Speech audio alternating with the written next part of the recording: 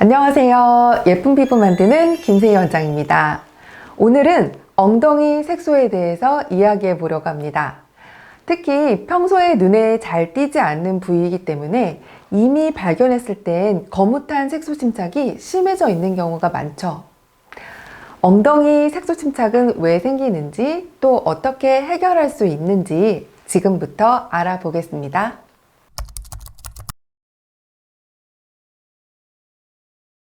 색소 침착은 이전에도 여러 번 설명드렸던 것처럼 마찰이나 자극, 압력, 상처, 염증 등에 의해서 발생하게 됩니다.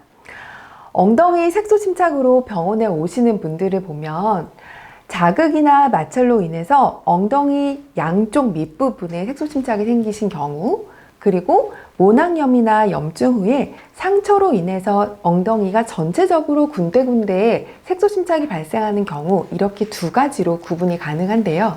엉덩이 아랫부분은 장시간 앉아서 일하시거나 공부하시는 경우에 뼈에 의해서 압력을 받기 때문에 이 압력에 견디기 위해서 각질이 두꺼워지는 현상이 잘 발생하게 되는데, 이로 인해서 더 검게 보일 수 있습니다.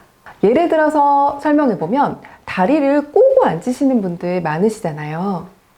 이런 분들 엉덩이 밑을 보면 영락없이 한쪽 엉덩이만 더욱 검게 보이게 됩니다. 다리를 꼬면서 한쪽 엉덩이에 과도한 압력이 가해지기 때문인데요.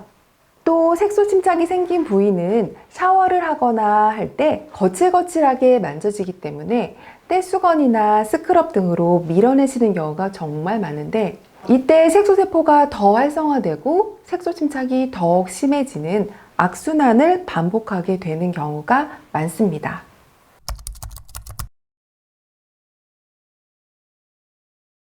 여성들은 생리기간에 생리대에 의한 자극이나 습기, 균 증식 등의 요인에 의해서 모낭염이 생길 가능성이 더 높기 때문에 여성에게 더 흔하게 발생한다고 느끼실 수 있는데요.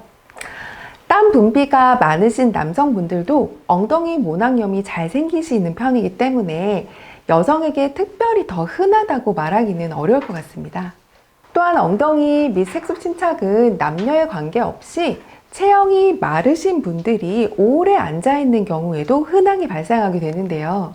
엉덩이 색소 침착 고민으로 병원에 찾아오시는 분들을 보면 여성이 물론 90% 이상이긴 하지만 이것이 여성에게서 더 흔해서라기보다는 남성들이 색소에 대해 크게 신경을 쓰지 않아서일 가능성이 더 높아 보입니다.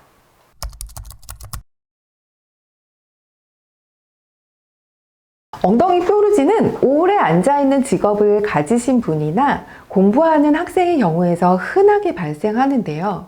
엉덩이가 눌리면서 혈액순환이 잘 되지 않고 습기가 차기 때문에 그 부위에 균이 증식하기 쉬운 환경이 만들어지면서 모낭이나 땀샘에 염증이 생기기 때문입니다.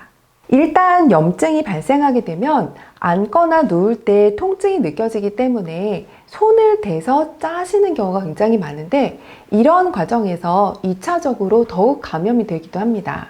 염증이 발생하게 되면 색소세포 활성도가 증가해서 멜라닌이 진피내로 떨어지게 되면서 색소 침착이 발생하게 되는데요. 특히 여성들의 경우에 스타킹이나 코르셋 등을 착용하시는 경우가 많기 때문에 엉덩이를 압박하게 되면서 이것이 순환을 방해하게 되고, 이 때문에 멜라닌을 배출하기가 더 어려워지시는 경우도 많습니다.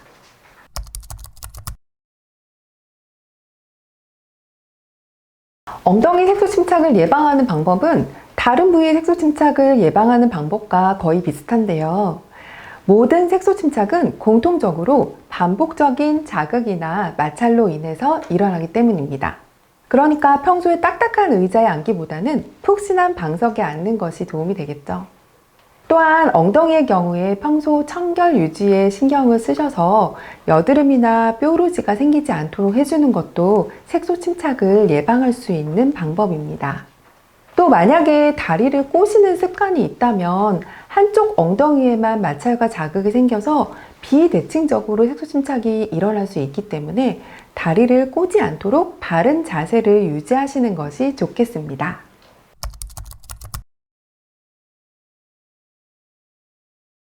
네, 저는 여러 신체 부위에 대한 색소 치료를 정말 많이 해보았는데요. 솔직히 말씀드리면 엉덩이 및 색소 치료는 어려울 때도 많습니다. 현대인들은 장시간 앉아있는 시간이 많기 때문에 지속적인 압력이나 마찰을 완전히 피하기는 어렵기 때문인데요.